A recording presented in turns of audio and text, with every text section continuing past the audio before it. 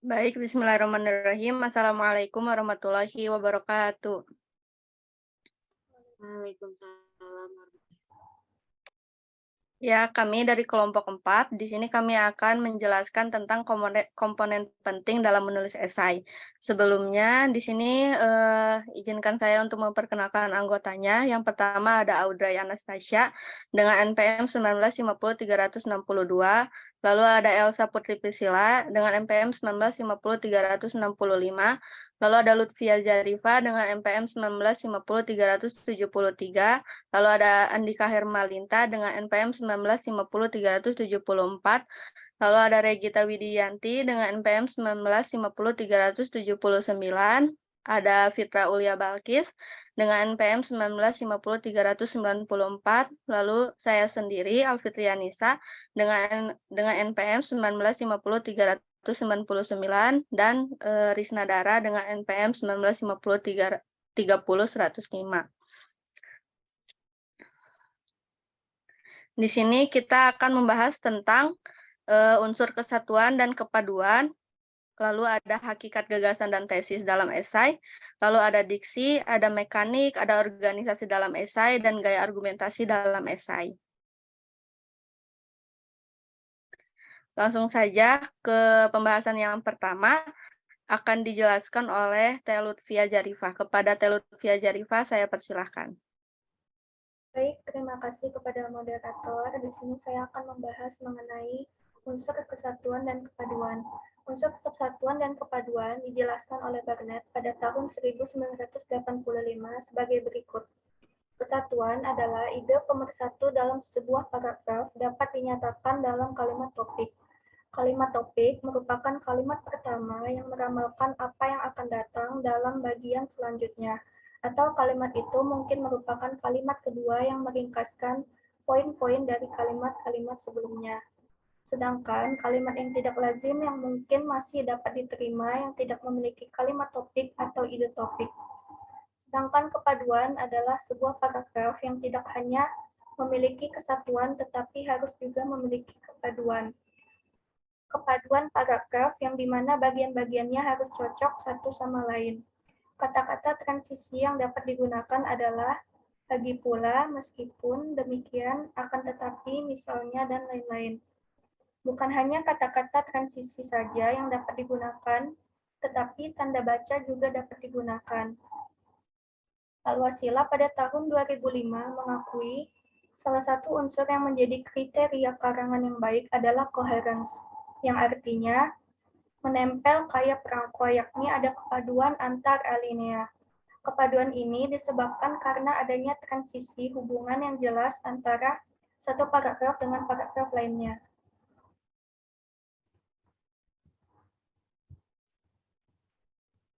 Selanjutnya yaitu berikut adalah kata-kata transisi yang lazim dipakai.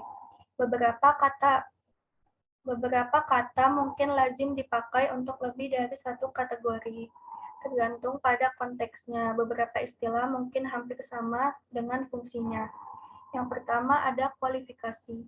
Contoh dari kata kualifikasi yaitu dalam pada itu dan sementara itu. Yang kedua ada ilustrasi dan eksplanasi. Contoh dari kata ilustrasi dan eksplanasi yaitu misalnya contoh dan jadi. Yang ketiga ada komparasi. Contoh dari kata komparasi yaitu seperti itu halnya, sebagai bandingan, demikian pula, dan demikian. Yang keempat ada kontras. Kontras, contoh dari kata kontras yaitu akan tetapi, namun demikian. Yang kelima ada konsekuensi. Contoh katanya yaitu jadi, akibatnya, sehingga, itulah, sebabnya, maka dari itu. Yang keenam, konsesi. Contoh dari katanya yaitu namun demikian, asalkan dengan catatan. Yang ketujuh ada amplifikasi. Contoh katanya yaitu lebih dari itu, lebih jauh lagi, juga selain dari itu, memang sudah barang tentu. Yang kedelapan ada sumasi atau penyimpulan. Contoh dari kata penyimpulan yaitu akhirnya, kesimpulannya, dengan demikian, pokoknya, jadi, dan sebagai simpulan. Selanjutnya ada hakikat gagasan dan tesis dalam esai. Gagasan menyebabkan timbulnya konsep yang merupakan dasar bagi segala macam pengetahuan, baik sains maupun filsafat. Dalam pengungkapannya, gagasan itu didukung oleh unsur-unsur tertentu dengan fungsi yang berbeda-beda. Unsur-unsur itu disebut dengan gagasan utama dan gagasan penjelas. Menurut Rusyana, pada tahun 1988 menuangkan melalui tulisan memang tidak mudah, karena menulis bukan hanya menuangkan apa yang diucapkan atau membahas tulisan bahasa lisan saja. Menulis merupakan kemampuan menggunakan pola-pola bahasa secara tertulis untuk mengungkapkan suatu gagasan atau pesan. Dengan demikian, dapat dikatakan bahwa jika kita berhasil menangkap gagasan tersebut, kita pasti berusaha menuangkannya dalam bentuk penggunaan bahasa, baik secara lisan maupun tulisan. Di sini ada definisi dari gagasan utama dan gagasan penjelas. Gagasan utama menurut Ekosasi pada tahun 2002 menjelaskan bahwa gagasan utama adalah gagasan yang menjadi dasar pengembangan sebuah paragraf.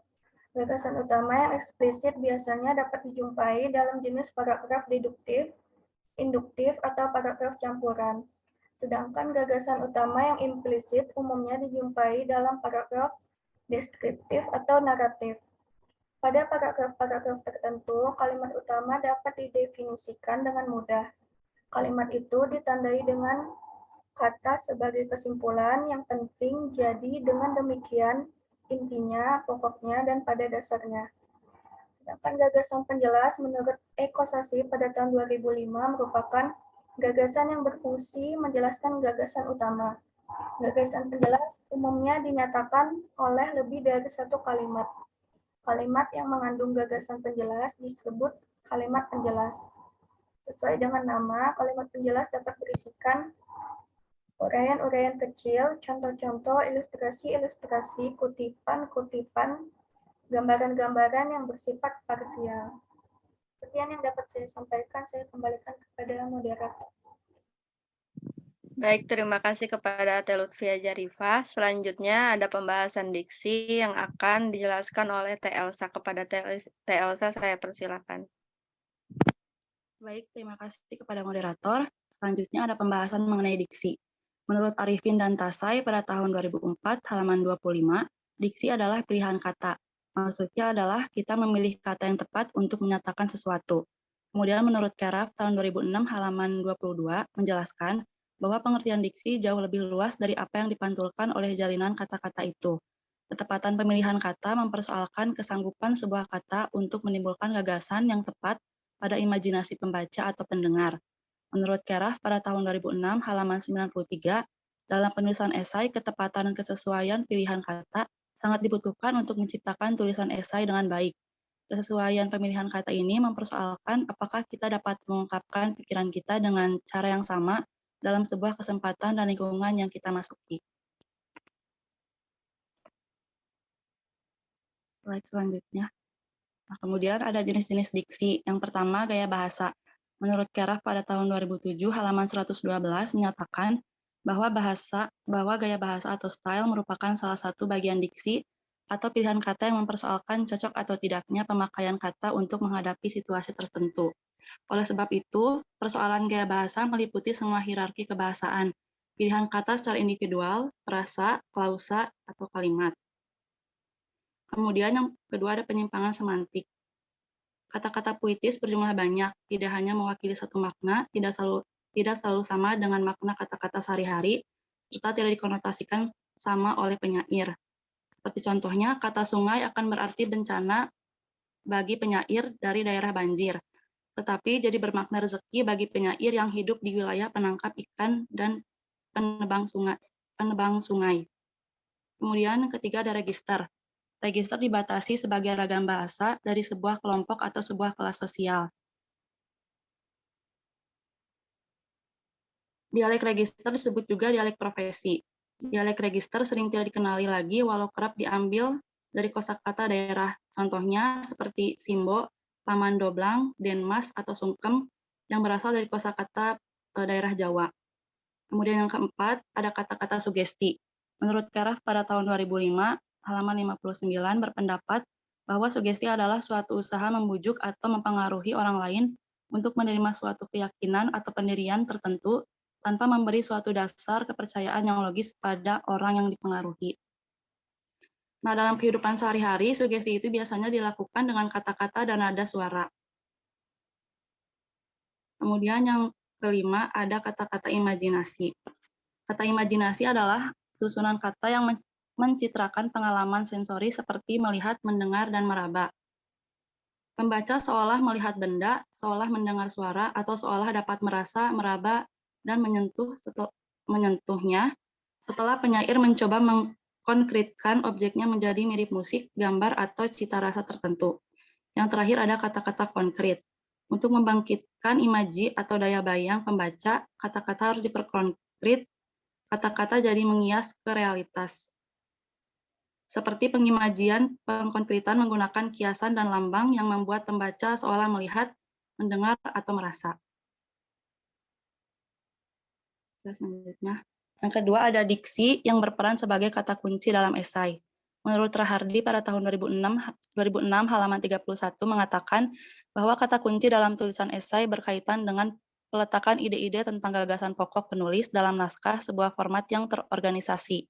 Kenyataan ini ditandaskan pula oleh Widya Martaya dan Sudiati pada tahun 1997 halaman 56 bahwa gagasan pokok tersebut merupakan pandangan atau pendirian penulis tentang topik yang dipilihnya. Gagasan tersebut harus dirangkaikan dalam bahasa yang lancar dan berhubungan secara logis dan sistematis. Oleh karena dalam esai, ide pokok harus terdapat dalam semua bagian, baik secara tersurat maupun tersirat. Menurut Soedarso pada tahun 2004, halaman 64. Untuk itu, alangkah lebih baiknya jika sebelum kita meletakkan ide-ide pokok tentang topik yang akan ditulis, sebaiknya didahului dengan perumusan outline karangan yang terorganisasi. Seperti tahapannya di bawah ini, yaitu yang pertama, mulailah dengan menulis topik kita di bagian atas. Yang kedua, tulislah angka Romawi 1, 2, 3 di sebelah kiri halaman dengan jarak yang cukup lebar. Yang ketiga, tulislah garis besar ide kita tentang topik yang dimaksud. Slide selanjutnya, Teh. Nah, yang ketiga, ada diksi sebagai kata pancingan. Kata pancingan adalah strategi yang digunakan oleh penulis untuk menyampaikan ide-idenya sehingga para pembaca terpikat untuk membaca tulisan esai yang kita buat. Bentuk kata pancingan itu bermacam-macam, antara lain ada anekdot, mengawali pendahuluan dengan pertanyaan, menyampaikan pernyataan dengan tajam dan ringkas, kemudian membuka dengan pengantar berupa kutipan, membuka dengan gaya yang jenaka atau menghibur. Sekian yang bisa saya sampaikan, saya kembalikan kepada moderator. Terima kasih. Baik, terima kasih kepada Teh Elsa yang telah memaparkan diksi. Baik, selanjutnya ada pembahasan mekanik yang akan dipaparkan oleh saya sendiri. Ada 3 hal yang termasuk dalam mekanik esai. Yang pertama, kecermatan pemakaian kosakata, lalu kecermatan penggunaan kalimat efektif, dan kecermatan penerapan tata bahasa, IED, dan tanda baca. Yang pertama, di sini ada pemakaian kosakata dalam esai. Kualitas keterampilan berbahasa seseorang jelas bergantung kepada kuantitas dan kualitas kosakata yang dimilikinya. Hal ini dilandaskan pula oleh Tarigan pada tahun 1993 halaman 3 bahwa kuantitas, kualitas, tingkatan, dan kedalaman kosakata seseorang merupakan indeks pribadi yang terbagi-bagi perkembangan mentalnya. Lalu yang kedua ada penggunaan kalimat efektif. Kalimat efektif mengandung pengertian menurut Keraf pada 2004 halaman 36, lalu menurut Widya Martia tahun 2006 halaman 19, lalu Al-Qadiyah tahun 1988 halaman 116, lalu menurut Parera tahun 1991 halaman 42, lalu menurut Suhendar tahun 1992 halaman 294, lalu menurut Subantari tahun 2003 halaman 20 sebagai berikut. Yang pertama, kalimat yang memenuhi syarat, yaitu yang pertama secara tepat dapat mewakili gagasan atau perasaan pembicara atau penulis. Yang kedua, sanggup menimbulkan gagasan yang sama tepatnya dalam pikiran pendengar atau pembaca seperti yang dipikirkan oleh pembicara atau penulis. Lalu Yang kedua, kalimat efektif merupakan kalimat yang mengandung kelengkapan unsur sebuah kalimat yang sangat menentukan kejelasan sebuah kalimat. Lalu yang ketiga ada kalimat efektif, yaitu kalimat yang dengan sadar dan sengaja disusun untuk mencapai daya informasi yang tepat dan baik. Lalu yang terakhir, kalimat efektif itu ialah kalimat yang disusun secara singkat tetapi mempunyai daya informasi yang tepat sehingga secara tepat begitu pula mewakili gagasan atas perasaan pembicara atau penulis. Lalu adapun persyaratan yang dimaksud oleh Keraf dan teman-teman meliputi hal di bawah ini. Yang pertama harus meliputi kesepadanan dan kesatuan. Kesepadanan ialah kemaksimalan struktur bahasa dalam mendukung gagasan dan ide yang dikandung, dan kalimat itu harus memiliki unsur-unsur subjek, predikat, atau bisa ditambahkan dengan objek keterangan pelengkap. Nah, yang pertama kesejajaran atau paralisme. Penggunaan bahasa yang sama atau konstruksi bahasa yang sama dalam susunan serial. Contohnya, kayak di sini, tahap akhir dari penyelesaian gedung itu ialah pengecatan seluruh temboknya, pemasangan penerangan, pengujian sistem pembagian akhir, dan pengaturan tata ruangnya. Kalimat ini benar bersifat paralisme. Lalu yang contoh kedua, tahap akhir dari penyelesaian gedung itu adalah pengecatan seluruh temboknya, memasang penerangan, pengujian sistem pembagian akhir, dan pengaturan tata ruangnya. Kalimat ini salah karena tidak bersifat paralel. Lalu yang kedua ada penekanan dalam kalimat. Inti pikiran yang terkandung dalam tiap kalimat atau gagasan utama haruslah dibedakan dari sebuah kata yang dipentingkan. Contohnya yang pertama, harapan kami adalah agar soal ini dapat kita bicarakan lagi pada kesempatan lain. Lalu yang kedua, pada kesempatan lain kami berharap kita dapat membicarakan lagi. Lalu yang ketiga, kita dapat membicarakan lagi soal ini pada kesempatan lain, demikian harapan kami. Lalu yang keempat, soal ini dapat kita bicarakan pada kesempatan lain, demikian harapan kami. Lalu selanjutnya mengenai mekanik akan dilanjutkan oleh Saudari Teh Fitra. Kepada Teh Fitra saya persilahkan. Baik, terima kasih kepada moderator. Selanjutnya saya akan membahas mengenai lanjutan dari pembahasan mekanik. Kalimat di atas menunjukkan bahwa yang dipentingkan adalah kami dan Pulung berharap, bukan yang lain-lain. Di samping kami, kita dapat memberi penekanan pada kata-kata lainnya. Misalnya harap, pada kesempatan lain kita soal ini. Yang ketiga ada kevariasian. Agar pembaca tidak merasa bosan, sebaiknya kalimat tersebut divariasikan dengan cara menyusun kalimat-kalimat aktif yang divariasikan dengan kalimat pasif. Kalimat berita divariasikan dengan kalimat tanya, dan sebagainya. Ada 5 variasi dalam kalimat efektif. Yang pertama, cara memulai. Yang kedua, panjang pendek kalimat. Yang ketiga, jenis kalimat. Yang keempat, kalimat aktif dan pasif. Yang kelima, kalimat langsung dan tidak langsung. Yang keempat, urutan yang logis. Urutan yang logis dapat disusun secara kronologis dengan penataan urutan makin lama, makin penting, atau dengan penggambaran suatu proses. Yang kelima, kehematan dalam kalimat efektif merupakan kehematan dalam pemakaian kata, frase, atau bentuk lainnya yang dianggap tidak diperlukan. Selanjutnya yang ketiga, penerapan tata bahasa, EYD, dan tanda baca. Kategorisasi kata dalam tata bahasa baku bahasa Indonesia berdasarkan bentuknya bisa digolongkan menjadi 4 kata dasar. Yang pertama, kata turunan, yang kedua, kata ulang, yang ketiga, kata majemuk. Adapun kelas kata dalam tata bahasa Indonesia terbagi menjadi 7 jenis, yaitu yang pertama nomina atau kata benda, yang kedua verba atau kata kerja, yang ketiga adjektiva atau kata sifat, yang keempat adverbia atau kata keterangan, yang kelima pronomina kata ganti, yang keenam numerlia atau kata bilangan, dan yang ketujuh kata tugas. Yang A, pembagian tanda baca. Menurut Widya Martaya, tahun 2006 halaman 37 terdapat 10 pemakaian tanda baca, satu diantaranya penjelasan mengenai tanda-tandanya, mengenai tanda tanya, tanda seru, tanda kurung, dan tanda kurung siku. Yang pertama, tanda titik. Digunakan pada akhir kalimat, singkatan nama orang, singkatan gelar, jabatan, pangkat, dan sapaan, singkatan-singkatan umum, misalnya DSB, HLM, AN, DA, UP. Selanjutnya, di belakang angka atau huruf dalam suatu bagan, ikhtisar atau daftar. Selanjutnya, memisahkan angka jam, menit, dan detik yang menunjukkan waktu. Selanjutnya, memisahkan angka jam, menit, dan detik yang menunjukkan jangka waktu.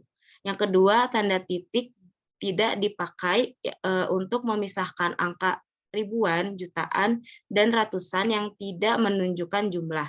Selanjutnya, dalam singkatan yang terdiri dari huruf-huruf awal, kata, atau suku kata. Selanjutnya, dalam singkatan lambang kimia, satuan ukuran takaran, timbangan, dan mata uang. Dan selanjutnya pada akhir judul yang merupakan kepala karangan atau ilustrasi, tabel, dan sebagainya. Selanjutnya di belakang alamat pengirim, tanggal surat, dan nama serta alamat penerima surat. Dan yang terakhir dalam singkatan nama resmi lembaga, badan, atau organisasi, dan dokumen resmi yang terdiri atas huruf awal yang ditulis dengan huruf kapital. Selanjutnya saya kembalikan kepada moderator. Baik, masih mengenai mekanik, akan dilanjutkan oleh Teh Audrey. Kepada Teh Audrey, saya persilahkan. Baik, terima kasih kepada moderator. Di sini saya akan memaparkan materi mengenai tanda baca, melanjutkan materi mengenai tanda baca. Yang ketiga ada tanda koma. Tanda koma ini dipakai untuk di antara unsur-unsur dalam suatu perincian, lalu dalam kalimat majemuk setara yang menggunakan konjungsi tetapi melainkan, lalu memisahkan anak kalimat dengan induk kalimat, lalu di belakang kata atau ungkapan penghubung antar kalimat yang terdapat pada posisi awal, lalu di belakang kata-kata seruan, lalu yang memisahkan pekan langsung dari bagian lain, lalu di antara unsur-unsur alamat yang ditulis berurutan, lalu menceraikan bagian nama yang dibalik susunannya, lalu di antara tempat penerbitan, nama penerbit, dan tahun penerbitan, lalu di antara nama orang dan gelar akademik. Lalu yang selanjutnya di muka angka persepuluhan, lalu untuk mengapit keterangan tambahan, aposisi, sisipan, dan sebagainya, lalu di belakang keterangan yang terdapat pada awal kalimat bila perlu untuk menghindari salah baca. Nah, lalu yang keempat ada tanda titik koma dipakai untuk memisahkan bagian-bagian kalimat dan yang sejenis dan setara, dan untuk memisahkan kalimat yang setara di dalam kalimat majemuk setara yang tidak memakai konjungsi. Lalu yang kelima, ada tanda titik dua dipakai pada akhir suatu pernyataan lengkap bila diikuti rangkaian atau pemerian, lalu sesudah kata atau ungkapan yang memerlukan pemerian, lalu dalam teks drama sesudah kata yang menunjukkan pelaku percakapan, lalu yang terakhir di antara jilid atau nomor dan halaman, di antara bab dan ayat dalam kitab suci, atau di antara judul dan anak judul satu karangan. Lalu yang keenam ada tanda hubung, dipakai untuk menyambung suku-suku kata yang terpisah karena pergantian baris, lalu untuk menyambung unsur-unsur kata ulang, lalu untuk menyambung huruf kata yang dieja, lalu untuk memperjelas hubungan bagian-bagian ungkapan, lalu untuk merangkaikan se dengan kata berikutnya yang diawali huruf kapital ke dengan angka dengan singkatan huruf kapital dengan imbuhan atau kata. Lalu yang terakhir ada merangkaikan unsur bahasa Indonesia dengan unsur bahasa asing. Nah, lalu yang ketujuh ada tanda pisah. Tanda pisah ini dipakai untuk membatasi penyisipan kata atau kalimat yang memberi penjelasan, lalu menegaskan adanya posisi, dan di antara dua bilangan atau tanggal yang berarti sampai dengan. Lalu yang kedelapan, ada tanda elipsis dipakai untuk menggambarkan kalimat yang terputus-putus, lalu untuk menunjukkan bahwa suatu petikan ada bagian yang dihilangkan. Lalu yang kesembilan ada tanda petik. Tanda petik ini dipakai untuk mengapit petikan langsung, ujaran langsung, mengapit judul apabila dipakai dalam kalimat, dan mengapit istilah ilmiah. Lalu ada penulisan kata. Berikut adalah ringkasan pedoman umum penulisan kata. Kata dasar ditulis sebagai satu kesatuan. Contohnya, ibu percaya bahwa engkau tahu. Lalu yang kedua ada kata turunan, imbuhan atau awalan sisipan akhiran ditulis serangkai dengan kata dasar. Contohnya bergetar dan dimakan. Sekian yang dapat saya sampaikan, saya kembalikan kepada moderator. Baik, terima kasih kepada Teh Audrey. Selanjutnya, masih tentang bahasan mekanik dalam esai, akan dilanjutkan oleh Teh Regita. Kepada Teh Regita, saya persilakan.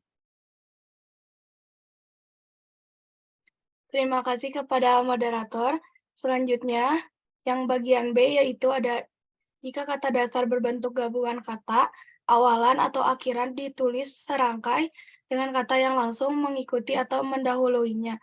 Di sini ada contohnya bertepuk tangan atau garis bawah.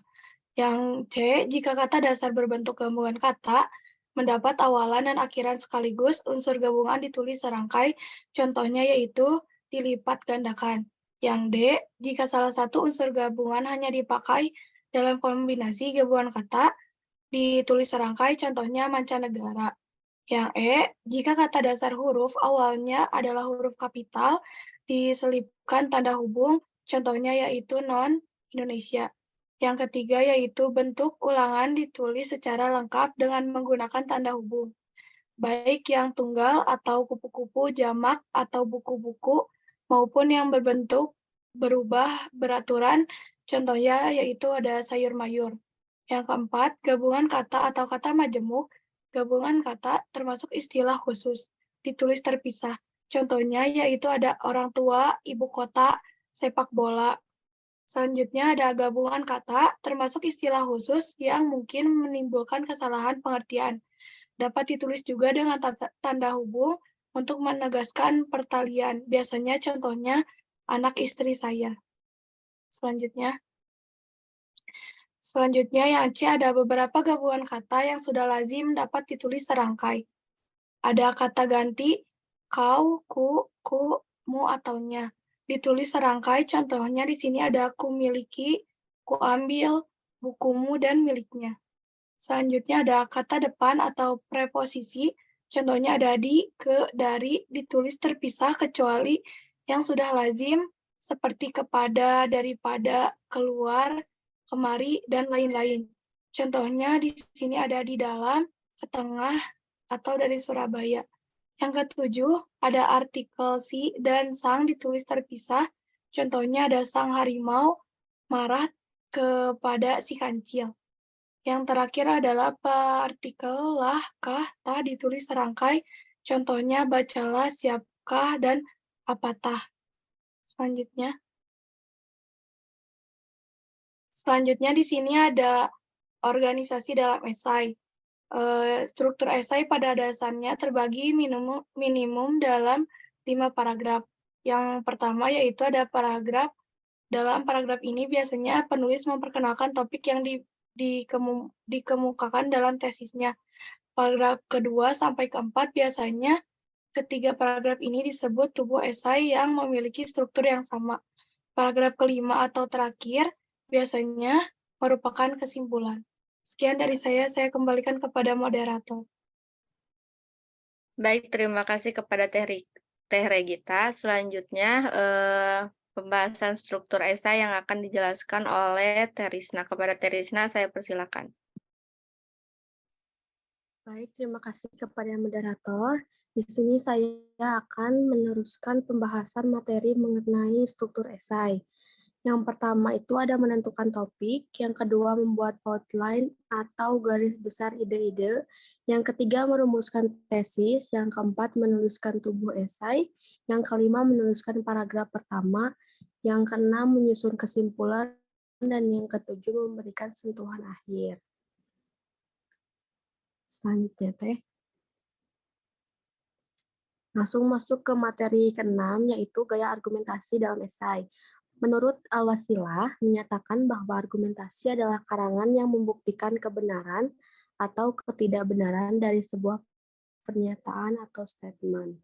Sementara Kerap mendefinisikan sebagai suatu bentuk retorika yang berusaha untuk mempengaruhi sikap dan pendapat orang lain, agar mereka itu percaya dan akhirnya bertindak sesuai dengan apa yang diinginkan oleh penulis dan pembicara. Selanjutnya teh. Penolakan merupakan bagian dari argumentasi. Dalam hal ini, berfungsi sebagai cara penulis atau pembicara menunjukkan kekritisan dan kepekaannya terhadap pembaca. Yang pertama ada pengertian dari penolakan. Kerap mengemukakan bahwa penolakan merupakan sebuah proses penalaran dalam kerangka argumentasi. Yang kedua, prinsip penolakan. Kerap mengemukakan bahwa prinsip penolakan digunakan pengarang jika seorang pengarang menulis sebuah makalah yang memuat penolakan atau ketidaksepakatan terhadap sebuah masalah atau pendapat. Sekian yang dapat saya sampaikan, saya kembalikan kepada moderator. Ya, baik, terima kasih kepada Terisna. Selanjutnya akan dipaparkan oleh Kang Andika. Kepada Kang Andika, saya persilakan. Baik, terima kasih moderator. Yang ketiga ada metode-metode penolakan. Metode-metode penolakan di sini ada 4. Yang pertama yaitu menyerang otoritas, yang kedua mengemukakan pratibukti, yang ketiga menunjukkan kesalahan dalam penalaran, dan yang keempat ada kesalahan karena dorongan emosi. Selanjutnya.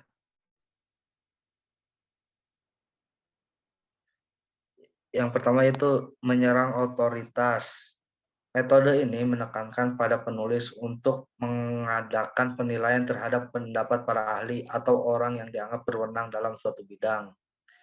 Yang kedua ada mengemukakan pratibukti, cara yang paling efektif untuk menolak suatu pendapat, karena ia mengemukakan evidensi-evidensi tambahan atau jalan pikiran yang lebih baik.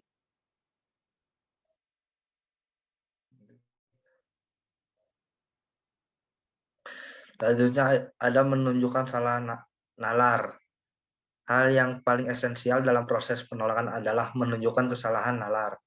Jenis-jenis salah nalar yang pertama yaitu generalisasi sepintas lalu, analogi pincang. 3. Semua alih-alih berapa. Keempat, kesalahan hubungan kausal.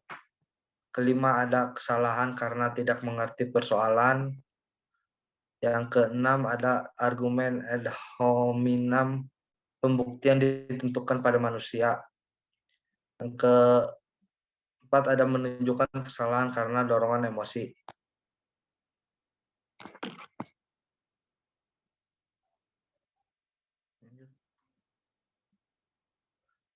Lanjut.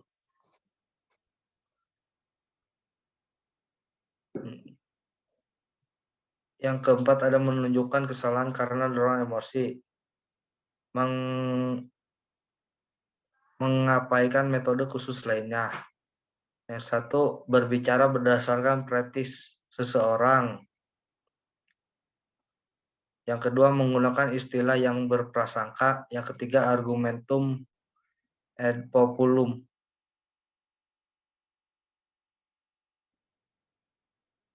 Saya kembalikan ke moderator. Ya, baik, terima kasih kepada Kang Andika yang telah memaparkan penjelasannya.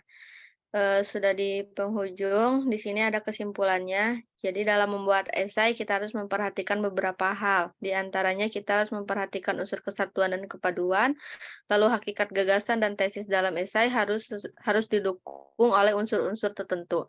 Lalu selain itu kita harus memperhatikan pemilihan diksi atau kata, lalu mekanik, kemudian organisasi dalam esai yang berfungsi untuk menyusun struktur esai dan gaya argumen dalam esai.